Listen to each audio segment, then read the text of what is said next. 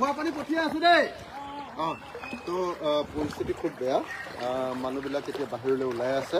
দেখিছে কেনেকৈ গৰুৰ পৰা ছাগলীলৈকে মানুহৰ পৰা হেৰিয়ালৈকে কি পৰিস্থিতি হৈছে আপোনালোকে নিশ্চয় দেখিছে। এতিয়া অভাৰটপ কৰিছে। আজি ৰাতি 1:30-2টামান বজাত পৰা আমাৰ দৰিকাখন য'ত আকৌ মথাউৰি বনাইছিলোঁ, আগতে নবনোৱা হ'লেতো অৱস্থা বেয়া হৈ গ'ল। বনোৱাৰ পাছত তাৰ ওপৰত আনকি হেৰিও বনাই দিছিলোঁ, কি কয় আমাৰ পেভাৰ ব্লকো বনাই দিছিলোঁ। সেই মথাউৰিও এতিয়া তাৰ ওপৰেদি পানী বৈ গুচি গৈছে। পৰিস্থিতি অত্যন্ত ভয়ানক। দৰিকা নদীৰ পানীয়ে এইমাত্ৰ মই এইখন এডোখৰ মানৱ ছবিনৰ ঘৰটো নহয় জানো, গেইল কলনী পাহি হৈ আহিছোঁ। আমাৰ হেৰি মানৱ ছবিনৰ ঘৰটো এইডোখৰতে আছে। আমাৰ শিল্পী মানৱ ছবিনৰ ঘৰটো এইডোখৰতে আছে। এইডোখৰ অৱস্থা এতিয়া হেৰি হৈছে। এইডোখৰ আমাৰ খাৰুৱা সমষ্টিত পৰিছে, কিন্তু খাৰুৱা সমষ্টিৰ লগতে আমি লাগি আছোঁ। আমাৰ দুটা সমষ্টি একেলগে লাগি আছে। বাইদেউ ওলাই দিয়ক, ওলাই দিয়ক, ওলাই দিয়ক। বস্তু অলপ চলপ উলিয়ালে নাই? বস্তুখিনি ওপৰলৈ দি দিয়ক, বস্তুখিনি ওপৰলৈ দি দিয়ক। এতিয়া নকমে, বাঢ়িবহে। বাঢ়িব এতিয়া আপুনি মানে হেৰি চব চৰাইদেউ আৰু নাজিৰা যিটো পানী আছিলে সেইটো এইফালেদি গুচি আহিছে। গতিকে এইটো নদী সেইটো বনোৱা মথাউৰিটো বৈ দিছে। তো পৰিস্থিতি খুব বেয়া। মই অসমৰ মুখ্যমন্ত্ৰী ডাঙৰীয়াক অতি সোনকালে ৰেস্কিউ অভিযান সোনকালে ইয়াতে কৰিবৰ কাৰণে, বিশেষভাৱে মানুহৰ খোৱাপানীৰ অভাৱ সাংঘাতিক ঘটিছে।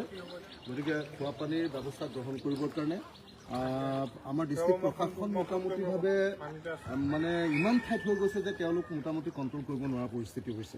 সেইকাৰণে ষ্টেটৰ পৰা যদি স্পেচিয়েল যদি ব্যৱস্থা নকৰে, প্ৰত্যেক ঘৰ মানুহৰ লোকচান হৈছে। গাড়ী ঘোঁৰা যিমান আপোনালোকে চাওক চবৰে। এইখন গাড়ী এতিয়া সোনকালে এইখন উলিয়াই দিব লাগিছিলে সোনকালে। এতিয়াতো গাড়ীখন বৰবাদ হৈ যাব। এতিয়া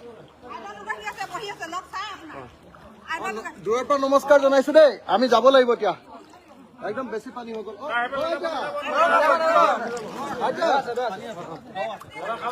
হ'ব হ'ব, নমস্কাৰ দেই। ভিতৰত সোমাব নোৱাৰো এতিয়া, মই সেই মথাউৰি ভগালে যাওঁ। উঠিব পাৰিলে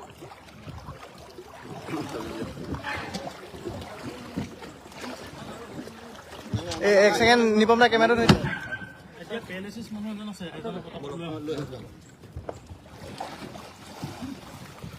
বেৰং মাটো উঠিব নালাগিব।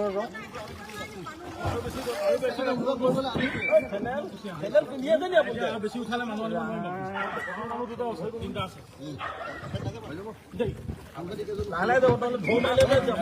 আমাৰ ঘৰলৈ গুচি যাব দেই।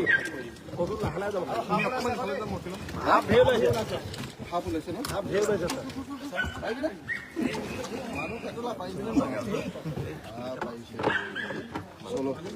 মানুহ কেইজন কমাই ল'ব লাগিব নেকি? জেগাবিলাক কমাই লওক, অলপ নালাগে দে, তই কৰিবি।